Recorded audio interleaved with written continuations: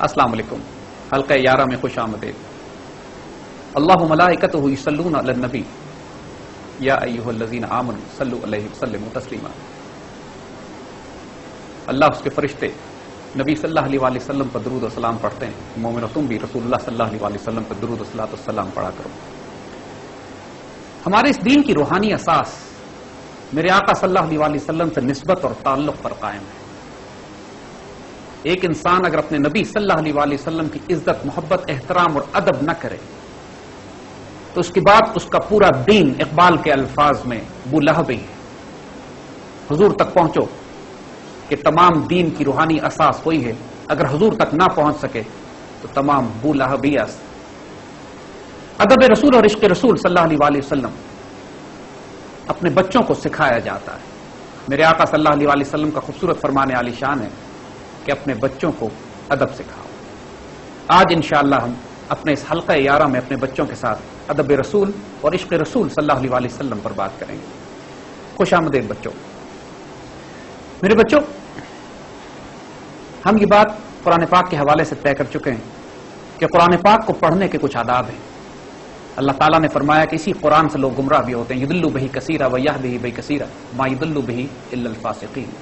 اور فاسق گمراہ ہوتے ہیں اس قرآن سے، اور فاسق وہ ہوتے ہیں جو اللہ سے کیے ہوئے عہد کو عہد کے بعد بھلا بیٹھتے ہیں اور اس رشتے کو توڑتے ہیں جس کو جوڑنے کا حکم دیا گیا ہے، اور پھر نتیجتاً زمین میں فساد برپا کرتے ہیں۔ جس عہد کو یاد کرنے کا حکم دیا گیا ہے وہ لا الہ الا اللہ ہے، وہ عہد الست ہے، وہ رشتہ ہے، وہ عہد ہے جو اللہ سے کیا تھا، اور جس کو حضور صلی اللہ علیہ وآلہ وسلم نے فرمایا کہ اپنے ایمان کی عہد کی تجدید کیا کرو، اور لا الہ الا اللہ کا کثرت سے ذکر کرنے کا حکم دیا ہے۔ اسی طرح جس رشتے کو جوڑنے کا حکم دیا گیا ہے، سب سے بڑا رشتہ جس کو جوڑنے کا حکم ہے وہ نسبت رسول ہے صلی اللہ علیہ وآلہ وسلم، ادب رسول صلی اللہ علیہ وآلہ وسلم۔ اپنے رسول سے نسبت اور تعلق قائم نہ ہو۔ قرآن میں دوسرے موقع پہ جہاں اسی آیت کی جو تشریح فرمائی گئی تھی، من یکفر بالطاغوت ویؤمن باللہ، جو طاغوت کا کفر کرتا ہے اور اللہ پر ایمان لاتا ہے، یعنی لا الہ اور الا اللہ کہتا ہے، فقد استمسک بالعروۃ الوثقی لا انفصام لها، وہ سیدنا عروۃ الوثقی صلی اللہ علیہ وآلہ وسلم سے ایسی نسبت اور تعلق قائم کر لیتا ہے کہ رشتہ پہ کبھی ٹوٹنے والا نہیں۔ اور یہ اللہ کا ذکر انسان کے قلب کو روشن کرتا ہے، انسان کا تعلق قائم کرتا ہے اپنے رب کے ساتھ۔ لیکن اپنے آقا اور نبی کریم صلی اللہ علیہ وآلہ وسلم سے نسبت اور تعلق قائم رکھنے کے لیے اللہ نے ہمیں حکم فرمایا ہے کہ رسول اللہ صلی اللہ علیہ وآلہ وسلم پر کثرت سے درود شریف پڑھا جائے۔ آج بچوں ہم آپ کو ادب رسول کے حوالے سے بات کریں گے۔ بیٹا جان، ایک بات ذہن میں رکھنا، حضور صلی اللہ علیہ وآلہ وسلم کا ادب ہمارے دین کی، ہماری روحانی اساس ہے۔ دو گناہ ایسے ہیں کائنات میں جن کو اللہ معاف نہیں کرتا۔ سارے گناہ معاف ہو سکتے ہیں، دو گناہ معاف نہیں ہوتے۔ ایک گناہ شرک ہے، اگر کوئی شخص اللہ تعالیٰ سے شرک کرے تو معاف نہیں ہوتا، اور دوسرا گناہ گستاخی رسول صلی اللہ علیہ وسلم۔ انسان اللہ کی پناہ مانگے اس بات سے۔ قرآن پاک کی وہ آیت ہے کہ اللہ کے رسول صلی اللہ علیہ وآلہ وسلم کے آگے آواز بلند نہیں کرنا کہ تمہارے اعمال ضائع ہو جائیں گے اور تم کو پتہ بھی نہیں چلے گا۔ اتنی شدید وعید، اتنی سخت وارننگ قرآن پاک میں شاید ہی کسی جگہ پر آئی بھی ہو، اور یہ کس بات پر؟ کہ رسول اللہ صلی اللہ علیہ وآلہ وسلم کے آگے آواز بلند نہیں کرنا۔ ادب کا یہ معاملہ، یہ معیار، یہ مقام ہے۔ ہم جب بچوں اپنے صحابہ کرام کی زندگیوں میں دیکھتے ہیں، ہمارے بزرگوں نے جو مثالیں ہمارے سامنے ادب رسول کے قائم کی ہیں، وہ اتنی حیرت انگیز ہیں کہ آج ہمارے لیے تصور کرنا ممکن ہے کہ اتنا ادب رسول کیسے کیا جا سکتا ہے۔ اور ادب ہی پہلا قرینہ ہے محبت کے قرینوں میں۔ جب ادب کرتا ہے انسان، اس کے بعد محبت پیدا ہوتی ہے۔ با ادب ہی با نصیب ہوتا ہے، بے ادب ہی بے نصیب ہوتا ہے۔ اس لیے ادب کی بات کرنا ضروری ہے۔ اگر ادب کی بات نہ کی جائے، اس کے بعد آپ قرآن پڑھیے، نماز پڑھیے، روزے رکھیے، حج کیجیے، لیکن اگر گستاخ رسول ہیں، بے ادبی رسول ہے، تو بیٹا سب بیکار ہے، پھر کچھ نصیب نہیں۔ اس معاملے میں اس بات کو ذہن میں رکھنا، اور نازک معاملہ ہے، اس معاملے پہ احتیاط کرنے کی ضرورت ہے کہ انسان نبی کریم صلی اللہ علیہ وسلم کے شان مبارک میں کہیں گستاخی نہ کر بیٹھے۔ اور ہم آپ کو مثالیں دے کے بتاتے ہیں ہمارے بزرگ کس طرح ادب کرتے تھے، محبت کیسے ہوتی تھی۔ نہیں، آج عجیب و غریب بات یہ لگے گی ایک مرتبہ جب صلح حدیبیہ کے موقع کے اوپر جب مسلمان اکٹھے تھے، حدیبیہ کا معاہدہ بھی سائن نہیں ہوا تھا، تو کفار میں سے ایک آدمی آ کر مسلمانوں کی جماعت کو دیکھتا ہے اور واپس جا کے کفار سے کہتا ہے کہ اس جماعت سے جنگ مت کرنا، یہ عجیب و غریب لوگ ہیں. میں کیسر اور کسرا کے درباروں میں گیا ہوں، رومن بادشاہ کے دربار میں گیا ہوں، ایرانی کے دربار میں گیا ہوں، نجاشی کے دربار میں گیا ہوں. میں نے کسی ماننے والوں کو، کسی فالوورز کو اتنا عشق، محبت اور پیار اور ادب کرتے نہیں دیکھا جتنا میں نے محمد صلی اللہ علیہ وآلہ وسلم کے صحابہ کو ان کا ادب اور پیار کرتے دیکھا ہے. اور پھر وہ ایکسپلین کرتے ہیں کہ صحابہ کیا کرتے ہیں. کہتے ہیں کہ اگر حضور تھوکتے بھی ہیں تو حضور کی تھوک زمین پہ نہیں گرتی، یہ صحابہ اس کو ہاتھوں پہ لوگ کے اپنے جسم پہ مل لیتے ہیں. حضور وضو کرتے ہیں تو وضو کا پانی زمین پہ نہیں گرنے دیتے. حضور جب بات کرتے ہیں تو ساروں کو سکتہ طاری ہو جاتا ہے اور نگاہیں نیچے کر کے یہ بات سنتے ہیں. اور جب حضور کسی بات کا حکم دیتے ہیں تو یہ دوڑ پڑتے ہیں اس بات کو پورا کرنے کے لیے. اور جو ادب کا معیار، جو ادب کا مقام بتایا گیا حضور کے ساتھ، میرے بچوں، یہی وہ نازک معاملہ ہے. ہمارے بزرگوں نے جس طرح ادب رسول کیا، یہ باتیں فتووں میں، کتابوں میں نہیں لکھی جاتی، فتوے نہیں دیے جاتے ان کے اوپر کہ کہاں لکھا ہے کس طرح کا ادب کرنا ہے. کسی کتاب میں نہیں لکھا کہ صحابہ حضور کا وضو کا پانی نیچے نہ گرنے دیں. کسی کتاب میں نہیں لکھا کہ حضور کے پسینے مبارک کو جمع کر کے خوشبو بنا لیں. لیکن یہ سارے ادب اور عشق کے وہ معاملات ہیں کہ جو آپ کا عشق اور آپ کا پیار دکھاتے ہیں. ایک مرتبہ غزوے کے موقع پر حضور نے جب یہ فرمایا مسلمانوں سے کہ اپنی تمام سامان لے کر آؤ، جہاد کے لیے جانا ہے، ہر کوئی اپنے اپنی استطاعت کے مطابق چیزیں لے کر پہنچ رہا ہے. ایک مسلمان خاتون اپنے نوزائیدہ بچے کو، بیبی کو، نیو بورن بیبی کو لے کے پہنچ جاتی ہیں اور رسول اللہ صلی اللہ علیہ وسلم کو پیش کرتی ہیں، یا سیدی یا رسول اللہ، اس بچے کو لے لیجیے. حضور فرماتے ہیں میں اس کا کیا کروں گا، جنگ پہ جانا ہے، یہ دودھ پیتا بچہ ہے. بچوں ذرا ہوش سے سننا. وہ رونے لگتی ہیں. صحابیہ فرماتی ہیں میرے پاس سیدی کچھ بھی نہیں ہے آپ کو دینے کے لیے، میں یہ بچہ لے کر آ گئی ہوں کہ آپ کی طرف سے دشمن تیر ماریں تو اس کو آگے کر دیجیے گا کہ تیر اس کے جسموں پہ لگیں اور آپ کو چوٹ نہ لگے. بیٹا یہ عشق ہوتا ہے، یہ ادب ہوتا ہے. حضور صلی اللہ علیہ وآلہ وسلم کے صحابہ جس طرح آپ سے عشق اور پیار کی مثالیں قائم کرتے تھے وہ کہیں لکھی نہیں جاتی تھی. ہر ایک کا اپنا انداز تھا، کوئی کسی نقل نہیں کرتا تھا.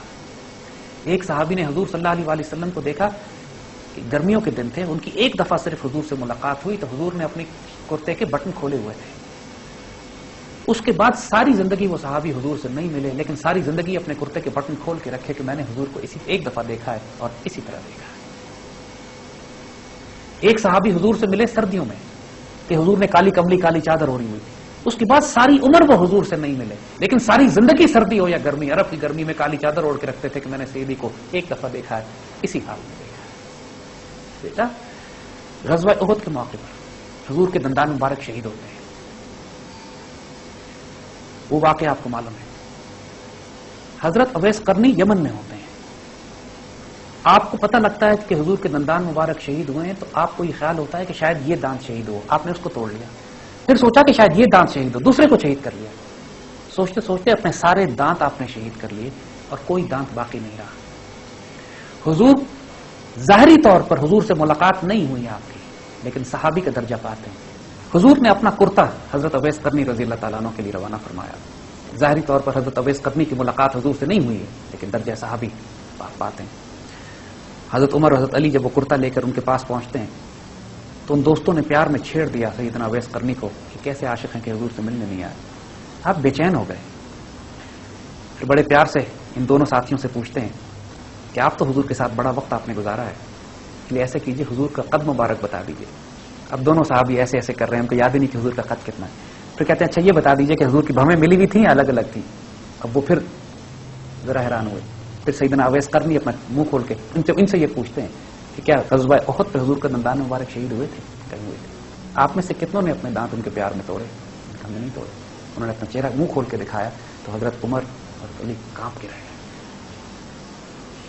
پھر ان کو اندازہ ہوا کہ اس عاشق کا مقام کیا ہے. پھر وہ کرتا حضور کا پیش کیا، انہوں نے کرتا پہنا اور آپ سجدے میں چلے گئے. اور پھر اللہ تعالیٰ سے آپ نے پھر امت کے مغفرت کے لیے جو طویل دعا فرمائی. میرے بچوں، یہ ادب رسول کے معاملات یہ دل کے معاملات ہوتے ہیں. ایک مرتبہ ایک صحابی نے ایک درخت کے نیچے سے حضور کو سر جھکا کے گزرتے ہوئے دیکھا. درخت نیچے تھا، حضور ماشاءاللہ طویل قامت تھے، آپ نیچے سے تشریف لے گئے تو سر جھکایا آپ نے. وہ صحابی چھوٹے قد کے تھے. ساری عمر اس درخت سے جب وہ گزرتے رہے تو سر جھکا کے گزرتے رہے، حالانکہ سر جھکانے کی ضرورت نہیں تھی انہیں. فرماتے ہیں اس لیے کہ میں نے رسول اللہ کو ایسے ہی کرتے دیکھا. امام مالکی فقہ کے اتنے بڑے امام، امت ان کی مدینہ منورہ میں ماشاءاللہ دفن ہے. ساری عمر آپ نے مدینے سے باہر قدم نہیں نکالا سوائے حج کے لیے. مدینہ منورہ میں آپ جوتے نہیں پہنتے تھے، گھوڑے پہ سواری نہیں کرتے تھے. لوگوں نے پوچھا کیوں؟ کہتے اس لیے کہ جس جگہ میرے آقا صلی اللہ علیہ وسلم زمین پہ چلتے پھرتے ہوں وہاں مجھے شرم آتی ہے کہ میں جوتے پہنوں اور میں گھوڑے پہ سواری کروں. بیٹا جب ادب رسول کے معاملات ہوتے ہیں نا، وہاں یہ نہیں پوچھا جاتا کہ یہ کہاں لکھا ہے، یہ کون سا فتویٰ ہے. عشق بذات خود ایک فتویٰ ہے، عشق رسول بذات خود ایک انداز زندگی کا نام ہے. یہ تو ساری جائز باتیں ہیں. ہم آپ کو ایک مثال دیتے ہیں کہ ادب رسول کا اتنا بڑا مقام ہے کہ انسان اگر حرام کام بھی غلطی سے کر جائے تو تب بھی دیکھو کتنا بڑا اجر پا جاتا ہے. ایک مرتبہ حضور صلی اللہ علیہ وسلم کا بہت سارا خون نکلا تو آپ نے ایک پیالے میں خون جمع کر کے ایک صحابی کو دیا کہ جاؤ لے جاؤ اور اس کو پھینک کے آ جاؤ. وہ صحابی لے گئے اور تھوڑی دیر بعد واپس آئے تو حضور نے ان کو دیکھ کے پوچھا کہ خون کا کیا کیا؟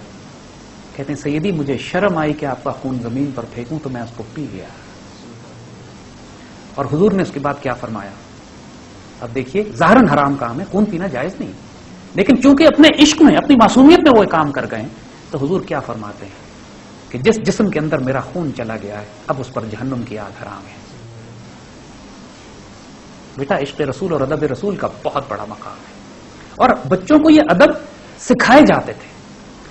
ادب کی مثالیں ہم آپ کو دیتے ہیں تھوڑی سی، آپ کو معلوم ہو کہ ادب کہتے کس کو ہے. حضرت ابوبکر صدیق رضی اللہ تعالیٰ عنہ نے حضور کے پردہ فرمانے کے بعد جب مسجد نبوی کے منبر مبارک پر کھڑے ہو کر خطبہ دینا شروع کیا تو آپ اس سیڑھی سے نیچے کھڑے ہوئے جس پر حضور تشریف رکھتے تھے، کہ ایک سیڑھی نیچے آپ کھڑے ہوئے کہ ادب کا یہ مقام ہے. میں اس سیڑھی پر نہیں کھڑا ہوں گا جس پہ رسول اللہ خود تشریف رکھتے تھے.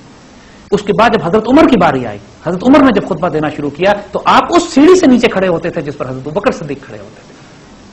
یعنی اپنا اور نیچے مقام آپ نے ادب کا مقام. یہ کہیں لکھا ہوا نہیں ہے کہ اس طرح کرنا ہے، لیکن یہ ادب کے مقامات ہیں. اسی طرح جو روضہ مبارک پر آپ کو معلوم ہے نا کہ حضور کے روضہ مبارک کے ساتھ سیدنا ابوبکر اور سیدنا عمر رضی اللہ تعالیٰ عنہ کے روضے بنے ہوئے ہیں اور ان کی ترتیب بھی اسی طرح ہے کہ حضور کے روضے کے ساتھ حضرت ابوبکر صدیق کا روضہ ذرا نیچے کر کے اور ان کے ساتھ حضرت عمر کا روضہ ہے وہ نیچے کر کے، تینوں ایک لائن میں نہیں ہے. یہ ادب مینٹین کیا گیا. قرآن پاک میں جو احکامات آئے ہیں حضور صلی اللہ علیہ وسلم کے ادب کے حوالے سے، مسجد نبوی کے ادب کے حوالے سے، کہ جب تم حضور کے پاس، مومنین کی نشانی یہ بتائی گئی ہے کہ جب یہ حضور کے پاس جمع ہوتے ہیں کسی کام کے لیے، جب واپس جاتے ہیں تو اجازت لے کے جاتے ہیں، اس وقت تک ہلتے نہیں جب تک اجازت نہ لے لیں. حضور کے پاس آتے ہیں، حضور کے گھروں میں داخل نہیں ہوتے جب تک اجازت نہ لے لیں. ہر کام اذن سے ہوتا ہے، پرمیشن سے ہوتا ہے. مسجد نبوی میں آج بھی جو عاشق ہیں، جو عشق کرنے والے ہیں، پیار کرنے والے ہیں، ان کے وجود کو دیکھ کے پتہ لگ جاتا ہے کہ یہ ادب رسول، عشق رسول، محبت رسول میں ڈوبے ہوئے ہیں.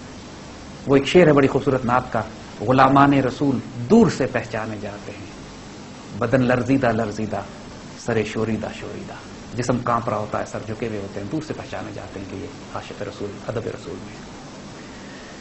میرے بچوں، اپنے صحابہ رضوان اللہ اجمعین نے جو مثالیں ہمارے سامنے قائم کی ہیں، آج وہ تمام کی تمام روشن میناروں کی طرح ہمارے سامنے کھڑی ہیں. حضرت خالد بن ولید رضی اللہ تعالیٰ عنہ، حضور کے چند منہ مبارک آپ کے پاس تھے، حضور کے بال آپ نے، حضور نے بال کٹوائے، ان کے پاس آ گئے.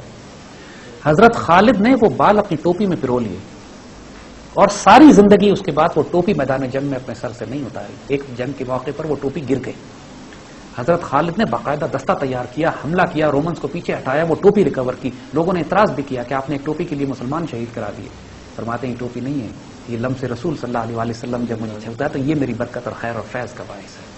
اسی سے تو میں جنگ کرتا ہوں، اسی سے تو میں جہاد کرتا ہوں. حضور کے تبرکات سے نسبت لینا صحابہ کرتے ہیں، حضرت سیدنا خالد بن ولید نے کی. یہ ادب اور محبت کا تعلق اور معاملہ ہے. یہ کوئی شرک، کوئی کفر نہیں ہے، کوئی بدعت نہیں ہے.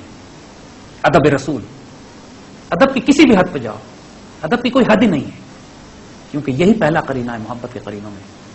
یہی باادب بنائے گا اور یہی بے نصیب بنائے گا جو ادب نہیں جانتا. یہ ہو نہیں سکا آج تک کہ گستاخ رسول کو، بے ادب رسول کو کچھ عطا ہو گیا. بے شک وہ کتابیں پڑھ ڈالے، بے شک پوری لائبریری کا حافظ ہو. اقبال نے اسی پہ طنز کیا تھا، فقیہ شہر قارون ہے لغت ہائے حجازی کا. جو فقیہ شہر ہے وہ قارون ہے، پوری حجاز کی کتابیں پڑھ ڈالی ہیں اس نے. مگر اپنے بارے میں اقبال مخاطب کر کے کہتے ہیں کہ یہ قلندر بجز حرف 2 حرف لا الہ کچھ نہیں رکھتا، اس کے پاس صرف لا الہ کے 2 حرف ہیں۔